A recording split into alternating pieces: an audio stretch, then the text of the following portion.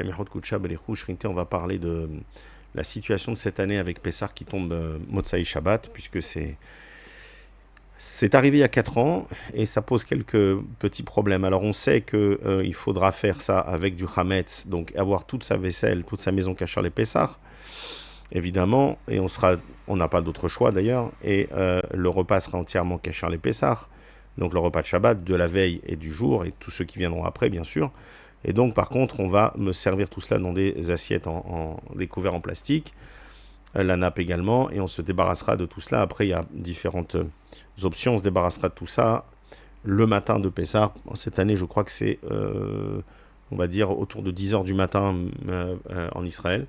Chacun doit vérifier ses horaires. Mais on doit donc se débarrasser du Hametz, et ensuite on doit l'invalider complètement. C'est-à-dire que la phrase qu'on dit normalement la veille en brûlant le Hametz, on la dira en araméen, qu'on doit aussi comprendre en anglais ou en français ou dans sa langue, où on est mevatel, tout le Hametz qui pourrait rester, on va l'annuler, on doit le dire maintenant, on va le dire Shabbat matin après avoir fini d'avoir mangé du Hametz, et soyons conservateurs, donc maximum 10 heures du matin, vérifiez vos horaires, mais en Israël.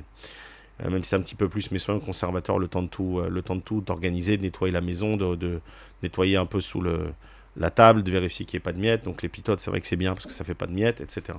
Ça, vous l'avez déjà entendu, je ne vais pas rentrer dedans. Il y a une nouveauté, entre guillemets, on nous parle, et je sais très bien d'où ça vient, et je suis un zéro à côté de celui qui a sorti cela, mais on nous parle de matzah qui serait cuite, pré-cuite, et du coup elle perd.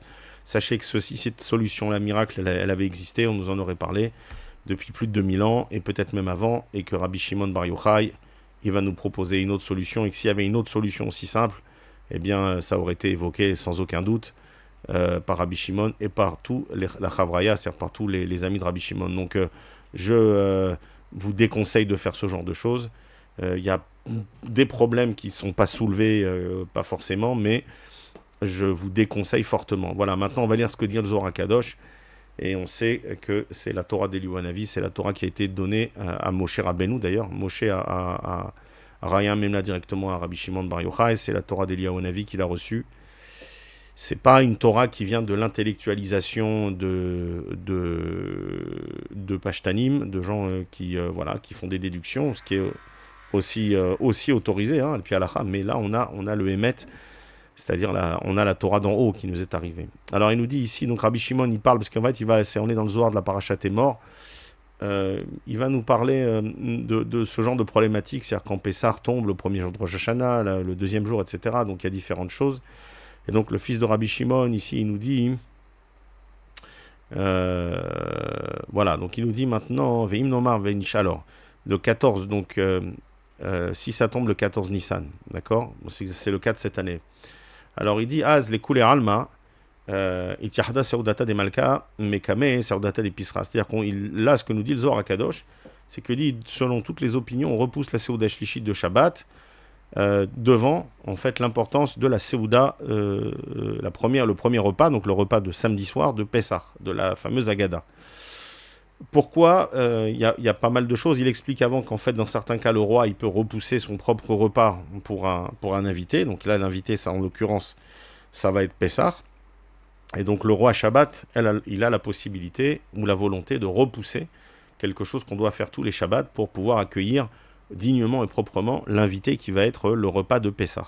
Il va nous expliquer pourquoi. Donc ici, déjà, il nous explique qu'en fait, la Seuda Shlichit, techniquement, on peut la sauter Shabbat, ce Shabbat. De toutes les manières, elle ne sera pas faite avec du pain, ça c'est sûr, avec des pitotes c'est obligatoire, puisqu'on aura dépassé la 6e heure, donc c'est clair qu'il n'y aura pas, ou la 5e, et c'est clair qu'il n'y aura pas de pain autorisé. À ce moment-là, en plus on s'en sera déjà débarrassé, on aura déjà annulé ce qui pourrait rester et qu'on n'aurait pas vu. Donc là, c'est clair qu'il n'y a pas de Seuda. Par contre, ça oblige les gens quand même à aller prier à Mincha Gedola, Shabbat, pour ceux qui veulent quand même faire un petit quelque chose. Ça sera ni avec de la matzah, évidemment, parce qu'on ne peut pas manger de matzah la veille de Pessah, et encore moins avec de la matzah mevouchelet, de la matzah cuite. Donc, par contre, ce qu'il y a de bien, c'est que tout le monde va devoir se lever au net pour prier, pour pouvoir avoir le temps de manger, de faire la Seuda, deuxième Seuda, celle du matin, le faire normalement, comme on doit le faire tous les Shabbats, en fait. c'est-à-dire vers 8h, 8h30, pour finir avant 10h. J'ai pas l'horaire exact, mais disons 10h pour être conservateur, et donc pour pouvoir ensuite faire tout ce qu'on doit faire pour annuler le Hametz qui peut rester dans les temps. Donc ici, il nous dit carrément, le Zohar Kadosh, il nous dit, avec le commandant, mais le Zohar, il nous dit que carrément la Seuda Shlishit de Shabbat, donc de ce Shabbat qui précède de quelques heures le repas de Pessah et la Haggadah, et il dit donc pourquoi ça va être repoussé par le repas de Pessah, la Seuda Shlishit. Et il va nous expliquer pourquoi. Je vais essayer de revenir, voilà. Alors il dit, d'abord la première, premièrement parce qu'on doit manger la matzah et le maror, on doit le manger avec des barrés barnage, des ishtakar taïva. Il faut le manger avec appétit. Donc automatiquement, si on a fait un autre repas avant, même s'il n'y a pas de pain, etc., évidemment il n'y a pas de pain, mais on aura mangé avant, même si on mange autre chose, alors on n'aura plus d'appétit. Et donc c'est problématique pour manger ce qu'on vient de dire. Alors il dit, il dit, et bien sûr, parce qu'on ne peut pas manger de Hametz à Pessah, donc comme on ne peut pas dans cette Seuda Shlishit manger du Hametz parce que c'est la veille de Pessah, quelques heures avant Pessah, il dit parce que le pain Hametz, donc le Hametz, on n'a plus le droit de le consommer à partir de 6 heures après le lever du jour, donc on ne peut plus déjà le consommer. Donc dans tous les cas, et on va voir ce qu'il dit, Veim Tomar, chez assez Seuda Shlishit shel Shabbat bebassar vidagim. Il dit parce qu'on sait qu'on ne peut pas le faire avec du pain, mais on peut faire la Seuda Shlishit avec autre chose, avec du poisson, avec de la viande, etc., pour l'honneur du Shabbat. Comme d'ailleurs ce qui a marqué dans le Shulchan Aruch, puisque c'est problématique, pour pas dire moins, on va voir ce qu'il dit après. Puisque dans le Shulchan Aruch, techniquement, on peut faire avec, même bon, alors, pas pendant Pessah, mais enfin pas à la veille de Pessah, mais même avec du mésonote ou avec des fruits. Et regardez ce qu'il dit le Zohar HaKadosh. Et c'est le Zohar HaKadosh, c'est Rabbi Shimon qui a amené cette histoire des 3 Seudot de Shabbat, qu'il faut faire les 3 en même temps, que si on en rate une, c'est comme si on avait raté les 3, que celui qui ne fait pas la Seuda, une des 3 Seudot, et notamment la Seuda Shlishit, il est considéré comme il n'est pas comme son Dieu n'est pas HaKadosh Baruch Hu, etc. Et ici, il dit des Sidora, des Patora, Belan, Hamalav ou Sidora. Alors écoutez bien. Alors il dit maintenant, celui qui organise sa table, c'est-à-dire en fait, celui qui va faire une Seuda sans pain, ce n'est pas appelé une Seuda. Puisque lo nikret Seuda blopat. Il n'y a pas de repas, de Seuda sans pain. Donc, contrairement à ce que dit le Shulchan Aruch ici, le Zohar nous explique que si vous faites Seuda Shlishit sans pain, c'est comme si vous n'aviez pas fait de Seuda. Et donc, si vous n'aviez pas fait de Seuda, là, vous en avez manqué une, vous avez manqué les 3. Et si vous avez manqué les 3, il y a un doute que vous soyez vraiment, que votre Neshama soit une Neshama juive. C'est ce qu'il dira dans un autre texte, ou peut-être dans celui-là, je ne sais plus. Donc là, on a un problème. Il faut absolument qu'on fasse cette Seuda, la Seuda Shlishit de Shabbat, veille de Pessah, avec du pain, puisque sinon, c'est pas une Seuda. Et il nous dit ici, alors est-ce qu'on a une solution? Est-ce que Rabbi Shimon il va nous parler des matzot qui ont été cuites, pré-cuites? Veitema behamra. Et si tu dis également, lui dit son fils, que tu peux faire la Seuda Shlishit avec... si tu peux faire également donc la Seuda Shlishit du vin, est-ce qu'on peut faire du coup également la Seuda Shlishit alors avec du vin qui va rendre joyeux? Alors il va nous expliquer ici parce qu'il dit parce que le vin on peut le boire techniquement la veille de Pessah, et il dit par contre le problème c'est qu'il faut en boire beaucoup pour que ça donne un sentiment de joie, et donc et du coup ça va amener l'appétit, et il dit c'est vraiment le contraire de ce qu'on doit faire pour faire cette Seuda maintenant, pour que ça réchauffe le cœur entre guillemets. Alors il dit mais donc du coup que le vin en fait ça ne va pas aider à pouvoir remplir son attribut d'avoir fait la Seuda Shlishit. Donc c'est pas en buvant du vin, même si on en boit en grosse quantité, c'est pas ça qui va remplacer le pain en fait. Donc Rabbi Shimon il dit aval mioma ishtadlana dela matilna saudata des Shabbat. Il dit de tous mes jours, je me suis toujours efforcé de ne jamais annuler, de ne jamais rater, manquer une Seuda Shlishit shel Shabbat. Ce qui veut dire qu'en fait, il n'a jamais raté les 3 Seudot. Afilun yomé de ishtakahbe. Il dit même les jours où des jours du Shabbat, ou alors on n'est pas tour. Il y a des jours où on n'est pas tour. Il y a un autre cas dont je ne parle pas pour Rosh Hashanah. Et ici, dans le cas de Shabbat, il dit techniquement, on n'a pas besoin de la faire. C'est-à-dire que cette année, on n'a pas besoin de faire la Seudat Shelishi, on n'est pas tour. Kmo Erev Bepesach, Shechal Liot Beshabbat. Donc, comme cette année, Pessah qui va tomber, la Motsai Shabbat. Qui Be'a Yom HaKal Tapurin Kadishin Barach. Il dit parce que Beyom Shabbat, qui représente sa Tapurin Kadishin, Shiva Malchut, qui représente la Shechina, on va dire. Med Barechan, il a une Vetataïn, ce sont bénis ceux d'en haut, c'est-à-dire les malachim, etc., et ceux d'en bas. Donc, toutes les créatures sont bénies en haut et en bas. Vehayoma Kishura Udeoraita. Il dit. Et ça, c'est en fait le lien qui est fait entre le lien de la Torah. Alors, c'est un peu de Kabbalah, donc je vais essayer d'expliquer simplement. Et il dit en fait que la Torah écrite avec la Torah orale, elle va être, grâce à cette Séouda et aux Séoudot de Shabbat, elles vont être unies, entre guillemets. Donc, c'est Kadosh Baruch Hu, Kutsha Bechu Shrinte, pour ceux qui comprennent. Donc, il dit, il n'a jamais essayé, il n'a jamais raté une Séouda, même dans le cas comme cette année où, encore une fois, le Seder tombe à Motsai Shabbat. Et comme ça fait Rabbi Shimon, Bezimna Distalak Sodata de Shabta.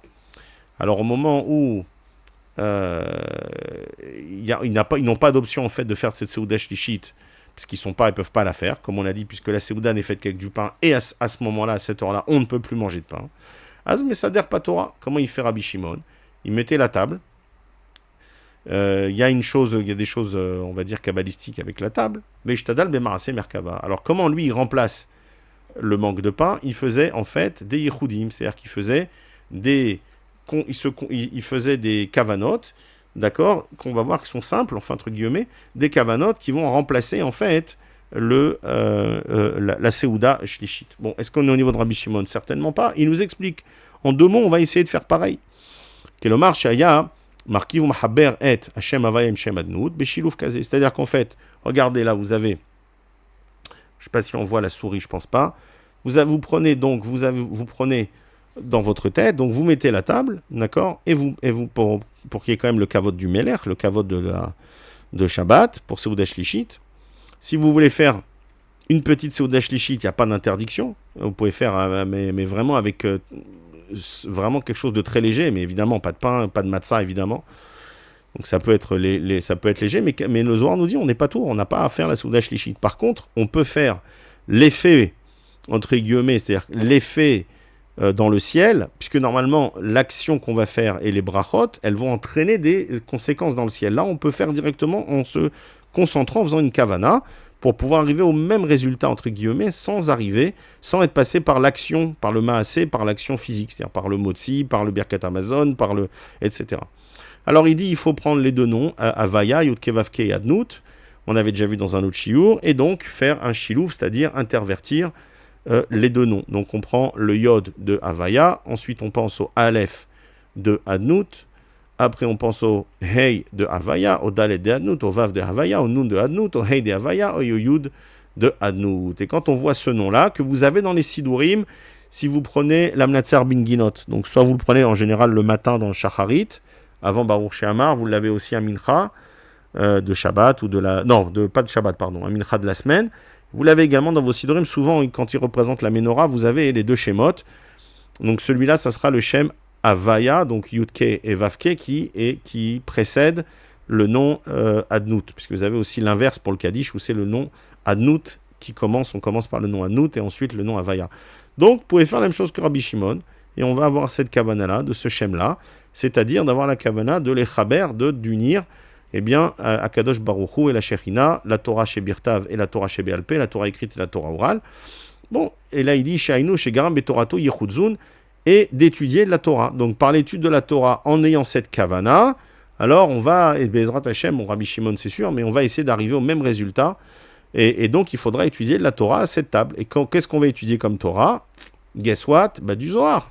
Donc ceux qui ont un Zohar, qui savent étudier, Baruch Hashem, ceux qui n'ont pas, vous prenez, qui savent pas, vous prenez par exemple Patach Eliyahu dans vos Sidurim, et vous lisez Patach Eliyahu, 1 fois, 2 fois, il y a d'autres, et c'est du Zohar. Vous avez aussi Bereshit Taman dans les Sidurim, et vous avez cette kavana-là du Shem Adnout Avaya pardon, Avaya Adnout en Chilouv, comme je vous l'ai expliqué, et à partir de là, ben, vous pourrez, Bezrat Hashem, espérer avoir rempli également le même effet sans le pain, et sans tout ce qui va avant et après. Vainu Shegaram Betorato Yechudzun, Vehava Hamar Aseudata de Malka. Et alors, il disait, ça c'est la Seouda du roi. Donc, vous pouvez dire également, voilà, maintenant je fais la Seouda du roi, comment je la fais en lisant du Zohar, en étudiant du Zohar, et en ayant la kavana de ce shem qu'on a expliqué. Des Télémalka Gabay, et donc maintenant il invite le roi à venir manger chez lui. Dainu Sheza Ikabel et Aman, chez Ani Maale Aliede Asek Torah, Aliede Ze, Yevaer Letiahed Imam Malchut. Donc en fait, sans rentrer dans les détails, on n'a pas besoin de cela, mais on va dire que par cette étude-là et par cette kavana, on va pouvoir faire monter les nitzotzot, on va les étincelles de sainteté qui se trouvent dans peu importe, et à travers l'étude de la Torah, et donc grâce à ça, on va permettre eh bien le Yichud Kutsha Beru Shrinte. Je ne veux pas être trop précis dans mes explications. Voilà, je pense que je voulais m'arrêter là. C'était quelque chose d'assez court, mais c'est pour vous expliquer l'importance de, je ne sais pas si c'est bien sorti, je vois, peut-être pas, voilà, l'importance de la Seouda Shlishit, l'importance des 3 Seoudot de Shabbat, en temps général, dans toute l'année, qui doivent être faites avec du pain, et sans aucun, il n'y a pas de substitut, même si le Shulchan Aruch vous autorise, vous prenez le risque d'aller contre le Zohar, d'aller contre ce que dit Rabbi Shimon Bar Yochai, c'est-à-dire de dire que vous n'avez pas fait les 3 Seoudot. Alors, j'ai changé de Zohar parce que je pensais que c'était important. Voilà, donc je vais vous montrer la référence. Aïe. Voilà. Alors ça, c'est un autre Zohar. On est dans Mahamarea Zohar, mais je ne sais pas d'où il l'a tiré. Ah, c'est marqué, Parashat Yitro. Alors, il nous dit ici, Tahazé Besata Ilen. Alors, c'est un peu kabbalistique, je vais essayer de ne pas être trop complexe. Alors, viens voir, car Elo Seudot Shel Shabbat, Emekaimim et Kulam Karaoui, Imekabim Kulam Karaoui, si la personne fait les 3 Seudot de Shabbat, c'est avec du pain, Israël Deinun Bene Malka. Alors, ils sont reconnus, ils sont connus, le peuple juif est connu comme étant les enfants du roi. Qui chez Israël Ochim Seuda Shlishit, alors maintenant, quand ils mangent la 3e Seuda, chez Azu Seudadza, c'est la Seuda du roi, on va dire, ok. Ou Meshtatfim Besimhato, et ils s'associent avec la Simcha du roi. C'est la 3e Seuda, c'est la plus. Elles sont toutes importantes, mais celle-là, il y a des choses qui se passent dans le ciel qui arrivent jamais. C'est un niveau très très très élevé. Ou Bezehem Marim Shem. Alors du coup, quand ils font la Seuda Shlishit, et on l'a vu avant avec du pain, et le Zohar nous dit si une Seuda sans pain, c'est pas une Seuda. Donc pour faire une Seuda, il faut du pain, donc Motzi, Birkat Amazon, etc. Alors, chez Nishmatam, les Tselum Imenu, ça veut dire qu'en fait, tous ceux qui font la Seuda Shlishit, et les 3 avec du pain, je me répète lourdement, eh bien, ils montrent que leur Neshama, elle a été fabriquée, elle a été sculptée, elle est sortie elle a été fabriquée du roi lui-même. Ça veut dire que ce sont les enfants du roi. Deinun Mechala de Malka, donc ça veut dire qu'ils viennent du palais du roi, qui est la Malchut Anikret Echal Shelza, bon, de la Shechina. Voilà. Chez Israël Ochlim Besauda Darishona, chez Ajisoda Telematronita, quand ils mangent la Seuda du vendredi soir, qui est la Seuda de la Shechina, voilà. Ou Mishtatfim Besimhata, et ils s'associent avec sa joie, Bezehem, tout est un. Il y a juste qu'il y a différents habits. Voilà. Hem Marim Shem, Mechala de Malka, ça veut dire qu'ils sont du Echal de la Shechina, les filles chez Meshorashim ba Malchut, parce que c'est la Seuda de la Malchut. C'est pour ça qu'on dit Boikala, Boikala. Donc il y a un côté d'habille, dont Dieu s'habille, entre guillemets, dans un c'est la Malchut, et l'autre c'est Kutsha Berichu, tout est Hachem, tout est un. Deinun Benememnuta, alors ils montrent maintenant qu'ils sont les enfants de la Emouna, c'est-à-dire de la Shechina et de l'unification du nom de Dieu, donc de l'unification des différentes séphirotes, des différentes habits que va prendre la lumière sans fin, le Oren Sof. Chez Israël, Ochlim Seuda Shnia, alors la deuxième Seuda, elle est appelée Seudata Deratika Kol Atzilut, donc bon, je ne veux pas rentrer dedans, Mitpachetim, ou Mishtatfim Besimhato, Beze Amarim Shem Bene Emuna, chez Nishmatam Him Olam Atzilut. Donc ça veut dire également que le juif, quand il fait la deuxième Seuda, c'est un niveau qui est un peu plus élevé, enfin beaucoup plus élevé en fait, Et donc, il montre également que sa Neshama, elle est issue du Olam Hatzilut. C'est-à-dire qu'en fait, elle a, elle a tous les niveaux complets, d'en bas jusqu'en haut, du monde le plus bas jusqu'au monde le plus élevé. Ouman de Pagim Had Seudata, c'est là où je voulais en venir.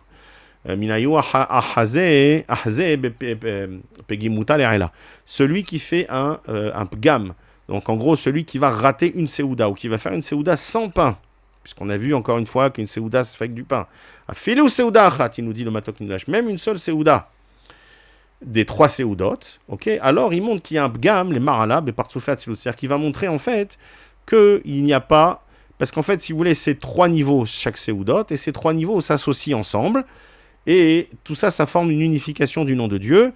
Et celui qui va rater une Séouda, comme chaque Séouda correspond à un certain niveau, c'est comme s'il allait créer un dommage, un manque dans l'unification de ces 3 niveaux, même plus, puisque ça monte encore plus haut. Mais Achazé Garmé des Lav, Bimne Malka Ilahu, donc celui qui rate maintenant une seule des Séoudot, donc une seule Séouda sans pain, je me répète lourdement. Et il va montrer maintenant de lui, il montre de lui-même qu'il n'est pas le fils du roi, il n'est pas le fils d'Akadosh Baruch Hu, des Lav Mibne Echala des Malkaou, et qui n'est pas maintenant un enfant du palais du roi, qui est la Malchut, donc c'est la Shechina, donc en fait il n'a pas une âme juive.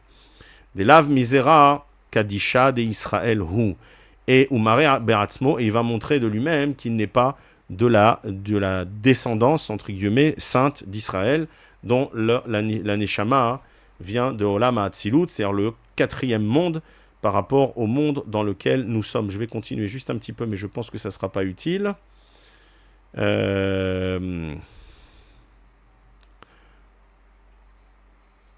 Alors, je pense que j'ai sauté une page, restez avec moi. Voilà, ça aurait été dommage de ne pas terminer, parce que c'est extraordinaire. Donc, il nous dit ici, donc tout celui maintenant il prouve qu'en annulant une Séouda Shlishi, une des 3 Séouda Shabbat avec du pain, il n'a pas une Neshama juive, il n'est pas un enfant du roi. Et regardez ce qu'il nous dit après. Veyahavin ale chumra ditlat milin dina de geinam. Regardez la dureté. Et alors on va lui donner une punition très grave qui est composé de 3 choses, nous dit le commentaire. En général, c'est des commentaires qui viennent du Ramak, ou du Gaon de Vilna, ou du Mikdash Meler, ce sont que des sources extraordinaires. Et donc, il va recevoir 3 punitions pour avoir, vous allez voir, pour avoir raté les Séoudot de Shabbat proprement, pour ne pas les avoir fait proprement, qui sont Geinam, Esh, Sheleg, Vesharbit, Shel Esh. Donc le feu, la glace et, on peut dire dans ce cas-là, le fouet enflammé, je ne sais pas. Donc 3 punitions contre ou pour les 3 séoudotes qu'il a annulées. Il dit, mais il a annulé qu'une seule. Il a fait juste la séouda shlichit sans pain, comme dit le Shulchan Aruch. Qui a filou Michelo Bitel et là hat mehen, celui qui a annulé une seule des 3 séoudotes ou qui a fait une sans pain. Qui est Bitel et Kulam, c'est comme s'il avait annulé les 3. Les fiches Efchar Lifgom et Partsou Fehad Vela Hos Bishnaim, parce que il y a 3 niveaux. Dans le Shabbat, chaque Séouda correspond à un niveau. Un, c'est Malchut, ou Shrina. Le deuxième, c'est Za. Le troisième, c'est Za, Séouda Shlichit. Et le deuxième, c'est Harir, pour ceux qui comprennent. Et en fait, tout ça, on connecte un certain nombre de choses dans le ciel qui sont ensemble. Il y a des niveaux, on doit connecter les choses. Et si on rate un seul des niveaux, on ne connecte pas. Et on ne peut pas, les Avdil, Alpha, Avdalot, s'il manque une pièce dans un puzzle, il n'est pas complet. Et ça fait un gamme, ça fait un dommage, et un dommage, eh bien ça amène la clipa, Dieu nous en préserve. Et il dit, parce qu'on ne peut pas, donc on ne peut pas faire un dommage sur une et continuer en fait avec les 2 autres. Donc si il a annulé ou pas fait une seouda avec le pain, comme on l'a vu, donc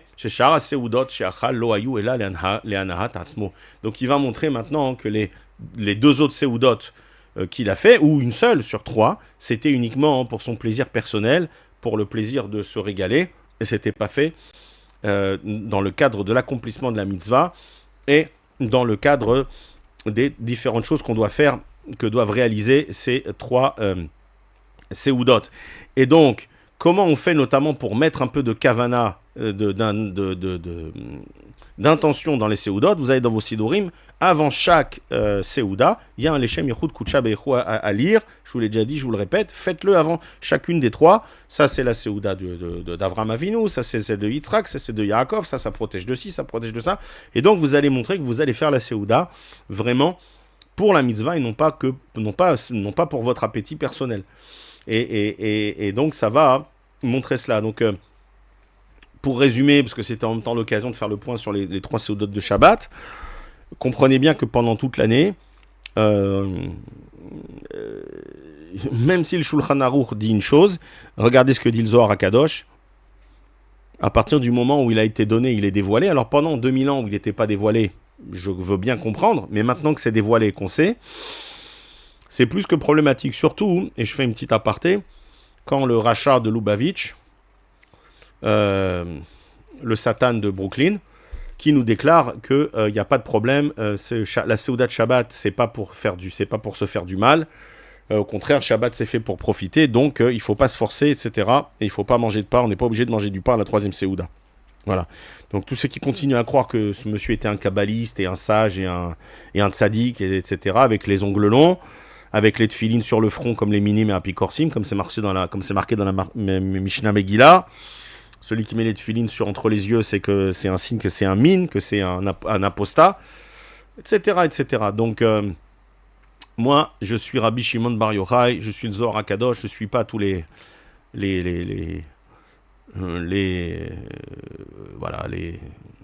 nouveaux, les stars les faux tzadikim qu'on a depuis 50, 60 ans, et même peut-être même 200 ans, 250 ans.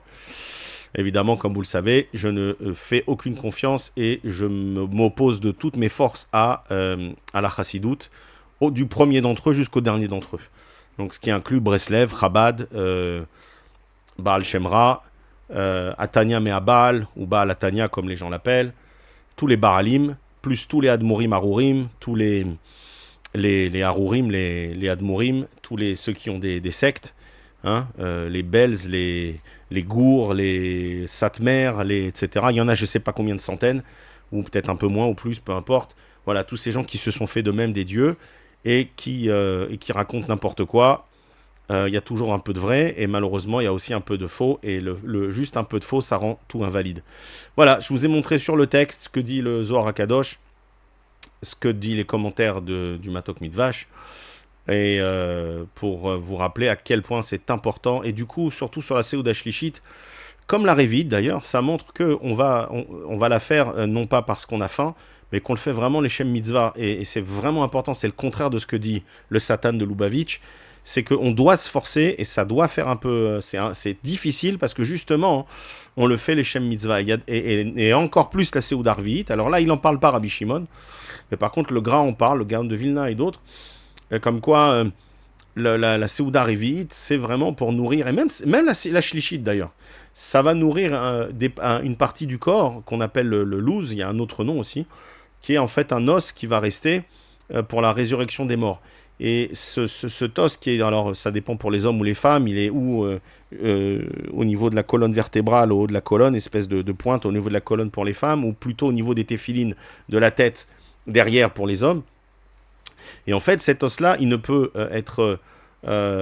c'est en fait l'os qui va servir pour la résurrection des morts, au moment de la Triat Hametim, et donc il ne peut être nourri que lorsque le corps entier n'est pas nourri.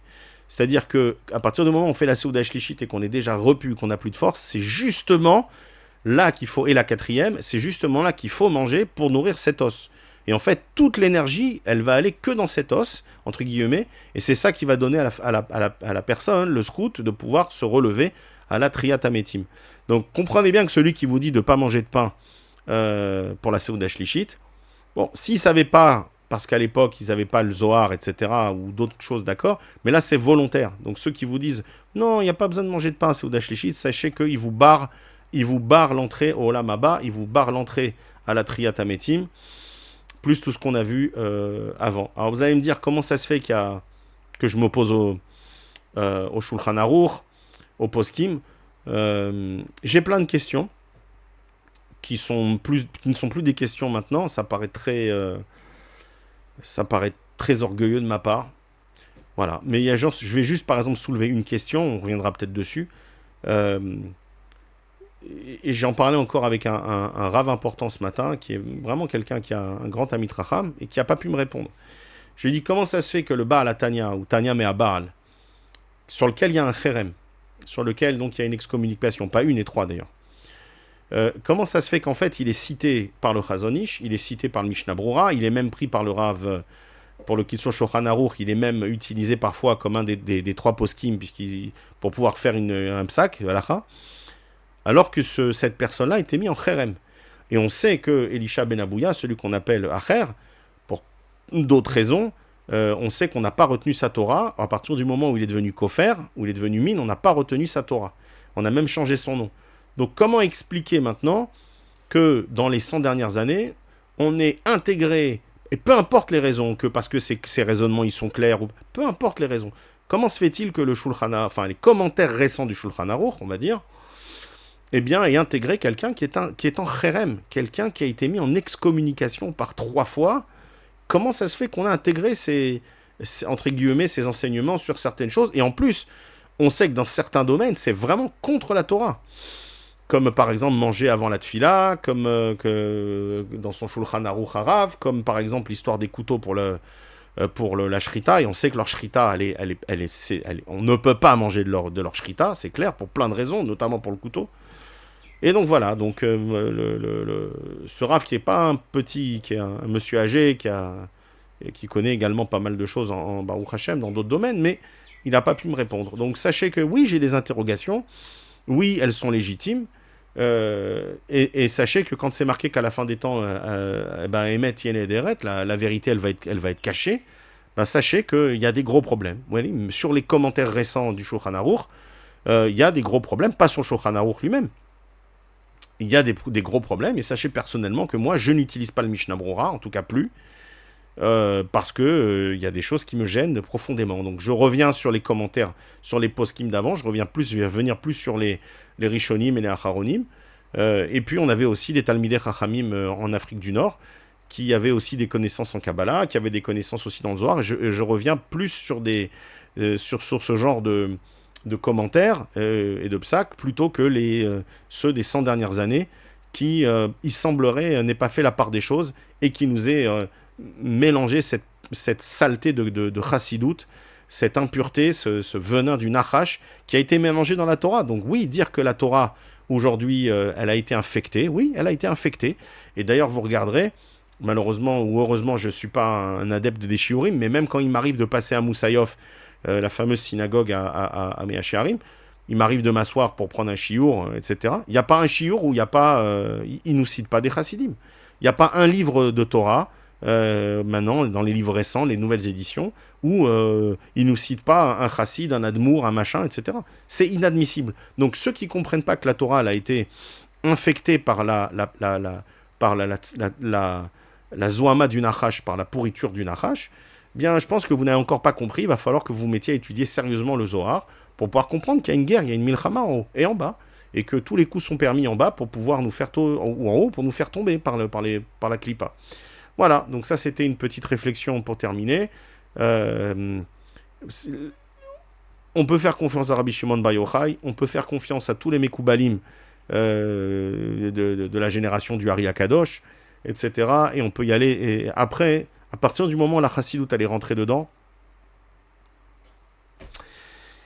c'est très plus que problématique. Et aujourd'hui, il y a des livres dont je me sépare parce qu'il y a, malheureusement, il y a c'est mélangé. Voilà. Et on essaye, et je prie pour que Kadosh Baruch Hu, il nous protège et qu'il nous donne que la Torah Temet, pas la Torah du sheker de la chassidoute qui s'est mélangée, qui a infecté, qui a putréfié la Torah Temet. Malheureusement, c'est ça. Et je pense que quand les Chachamim, et je pense notamment dans la Gemara Sanhedrin ou à d'autres endroits où eh bien, ils étaient pétrifiés, horrifiés par voir ce qui allait se passer à la fin des temps, je pense que c'est ça. Je pense que pour un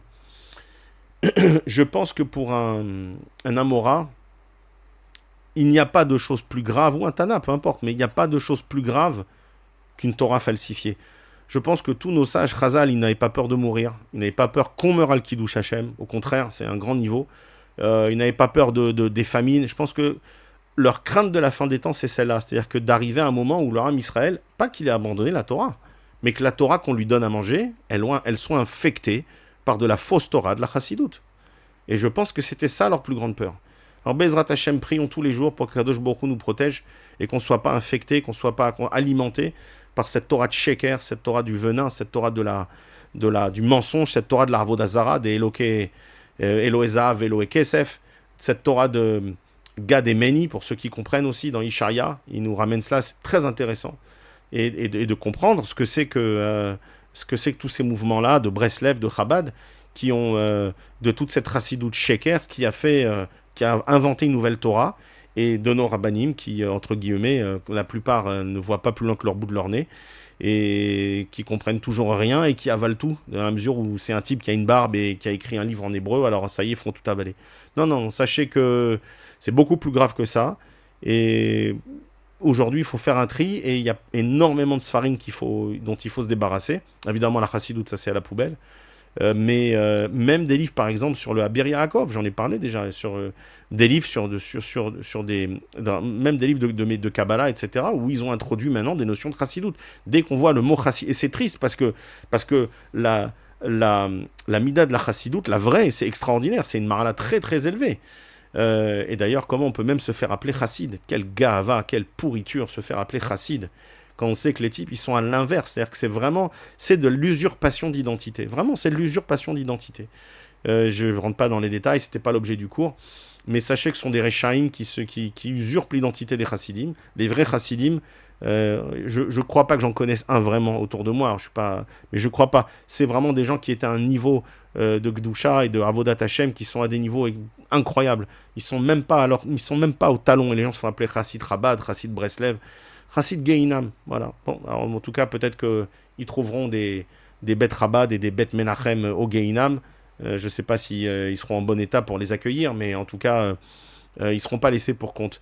Bon, sur ce, n'oubliez pas, pour le Shabbat de Pessah, vous avez quelques indications, même si on n'est pas tour de la Seudat Shlishit, comme dit le Zohar Kadosh. L'idéal, c'est ce qu'on a dit, vous mettez la table, vous étudiez du Zohar, vous lisez du Zohar, et vous dites à Kadosh Baruch Hu, Zeh Shulchan chez la Melech, voilà, c'est la table du roi, et par l'étude de ma Torah, et par cette kavana, je vais expliquer, le Shem Yudke Vavke Adnut, on va faire le Shilouv, une lettre, alors on va faire en sorte d'opérer en haut, dans le ciel, ce qu'on aurait dû faire à travers la nourriture, à travers le marassé, à travers le pain. Voilà, et pour tous les autres Shabbats de l'année, n'oubliez pas, 3 Seudot de Shabbat avec du pain obligatoire. Et la quatrième, ça c'est mon chidouche, la quatrième qui est la Seuda de David Amelech, la Seuda Revi'it, c'est très important. Alors on parle en général pas ce Shabbat évidemment, pas le Shabbat de Pessah, où Pessah tombe comme ce Shabbat, à la Motsei Shabbat, mais sachez que dans le ciel, il y a 4 filotes en fait. Il y en a 3 obligatoires et une qui est supposément optionnelle. Et bien pareil pour les Seudot, vous en avez 3 obligatoires et une qui est optionnelle, qui semble être optionnelle, c'est la quatrième. Et sachez que chaque Seuda, il y a 4 lettres dans le nom de Dieu, Yudke Vavke, et sachez que la dernière, c'est la Seuda, la Révi'ite, c'est la Seuda du roi, c'est-à-dire de David Amelech, qui représente le Hei du nom Yudke Vavke. La dernière lettre, c'est le Hei, c'est la Malchut. Donc en fait, il semblerait que ce soit une des plus importantes, la quatrième, parce que c'est la dernière lettre qui manque. Pareil pour les tfilotes, il y en a 3. Vous allez me dire, mais il y a 4. Vous allez me dire, non, il y a 3. Oui, mais il y a Tikkun Chatzot. Donc les jours, les nuits, on doit faire Tikkun Chatzot. Bien, sachez qu'il y a aussi des choses qui se passent en haut. Et donc, c'est aussi pour moi la quatrième des tfilotes, et par lequel, en fait, tout commence. Ça commence en fait à Tikkun Chatzot. Donc, quand vous pouvez, tout le mois Nissan, il n'y a pas, mais quand ça va reprendre, le Tikkun Chatzot, Tikkun Rachel ou Tikkun Léa, sachez également que ça fait partie de la quatrième lettre, entre guillemets, qu'on doit assembler avec les 3 autres du nom de Dieu, et donc que c'est très important, et c'est comme ça qu'on voit vraiment qui est Eved Hashem et qui est pas, qui est serviteur de Dieu, et c'est toujours en complétant le nom de Dieu de ces 4 lettres, et qu'on brise comme ça la présence de Ramalek, Marchémo, et de toute la Chassidut Sheker qui sont le Zera Amalek. Ce que dit le Zohar, c'est que le Erev Rav, c'est la descendance d'Amalek. Donc sachez bien que toute cette racaille de Chassidim, la grande majorité d'entre eux ce sont du Zera Amalek, Erev Rav Reshaim. Il y a des Neshamot perdus, comme j'ai dit souvent, ceux-là, Bezrat Hashem, ils feront Tchouva, mais tous les leaders, toute la racaille qui a instauré tout cela, ils auront à rendre des comptes. Bezrat Hashem. Et donc, rappelez-vous l'importance de ces Seudot de Shabbat pendant toute l'année. Les 4, même la 4e avec du pain, même si c'est pas marqué nulle part, même si c'est pas... Il faut essayer de comprendre un peu, il faut aller essayer de comprendre un petit peu plus que... aller voir un peu plus que le bout de son nez. C'est la 4e, c'est celle de la Malchut, celle de David Ameler. Le Gaon de Vilna avait dit à sa femme une fois, je crois que je vous l'ai déjà dit, mais... Parce que sa femme, en fait... elle prenait le jeûne, il jeûnait avant il faisait des jours de jeûne, c'était très commun avant aujourd'hui. Et donc elle voulait donc jeûner juste après Shabbat, parce qu'elle prenait des jeûnes longs, et donc elle ratait la Seouda Revit, et son mari, le Gaon de Vilna, il lui a dit, la Seouda Revi'it, elle vaut plus que je ne sais plus combien, des milliers, ou des dizaines, ou des centaines, ou des milliers de jours de jeûne. Donc sachez que, voilà, des fois il faut jeûner, c'est vrai, et des fois la Seouda, elle a tellement de force, que simplement mangeant du pain, en faisant birkat et un Dvar Torah à table, en étudiant à table, en faisant des Dvar Torah, on arrive à des niveaux qui sont très très élevés. Donc n'oubliez pas tout cela, je vous souhaite un Pessar Kasher et sa mère, et pendant toute l'année, Bezrat Hashem, jusqu'à ce que le Mashiach arrive le plus tôt possible, qu'on ait le srout de pouvoir faire toutes les Seudot de Shabbat avec du pain, dans la Gdusha, et avec des divrei Torah, et sans divrei Chol. Et rappelez-vous que les divrei Chol pendant Shabbat, c'est du Chilul Shabbat. Rappelez-vous que quand vous parlez du Chol pendant Shabbat, c'est du Chilul Shabbat, autant que d'allumer la lumière ou de prendre la voiture. Ça, je fais encore une autre petite aparté. Shabbat, c'est la bouche, la main et le pied. La bouche, c'est les propos de Chol. Propos de Chol Shabbat à sourd. Propos de Shabbat, les propos de Chol pendant Shabbat, c'est un Chilul Shabbat. Deuxièmement, la main, c'est les 39 actions qu'on ne peut pas faire. Et le pied, c'est sortir du Troum de Shabbat, donc sortir des 2000, environ 1 kilomètre de la dernière maison de la ville. Également, donc Shabbat, c'est pas le moment de faire des voyages, c'est pas le moment de faire des grandes balades, c'est le moment de s'asseoir et d'étudier la Torah, comme pendant Chol HaMoed Pessar d'ailleurs, où c'est un moment très opportun pendant Chol HaMoed de s'asseoir et d'étudier tous les maximum de temps qu'on peut, comme à Sukkot sous la Souka. À Pessar, ça sera au Kollel ou à la maison, mais d'étudier le maximum. Le maximum sont vraiment des heures sur lesquelles on est jugé, surtout ceux qui travaillent en semaine, toute l'année, de voir est-ce que la personne est attachée à la Torah ou pas. On est en train de construire notre Olam Haba. On est en train de montrer à Hachem aussi donner de la force, et nous, des Elohim, on donne de la force à la Gdusha, puisqu'en ce moment, il semble que les événements, je ne fais pas la géopolitique, Ras Veshalom, mais tout peut arriver, en tout cas, voilà, donc c'est plus que d'habitude, en tout cas, il faut montrer à Hachem notre attachement à la Torah, et avancer dans ce sens-là. Baruch Adonai, la Olam, Amen, Amen.